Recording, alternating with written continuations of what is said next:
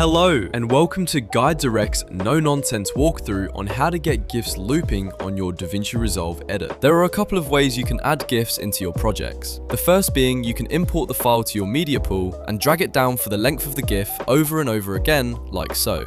This does work, but it does limit you on what you can do and how you edit it. An alternative way to add GIFs will be to head over to add-on creator Patrick Stirling, who has made one for DaVinci. In the description of this video, there is a link to Stirling's Looping GIF Generator. Go to the Add to Cart section and start filling in your details. From there, you will be emailed a link to a download. Once you have the download, you just double-click it. It will then begin extracting the GIF add-on into DaVinci. It will ask you if you would like to add it to the library of effects, which you should accept.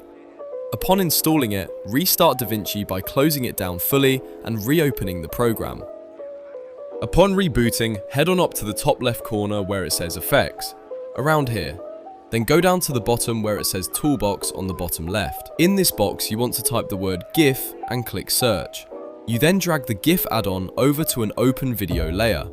I'm going to be extending it from its default 5 seconds to a longer 10-second GIF. If you see it created, click on the GIF extender and go to the top right corner and click Inspector where my mouse is hovering. Underneath, you will see there is a box that says Clip Name. We are then heading back over to the far left where I will be dragging over the GIF to the Clip Name box. If done right, he will be added for that longer 10-second loop. Thank you for following along. I hope this guide has helped you. If you wouldn't mind helping me back by leaving me a subscribe, it would mean the world to me.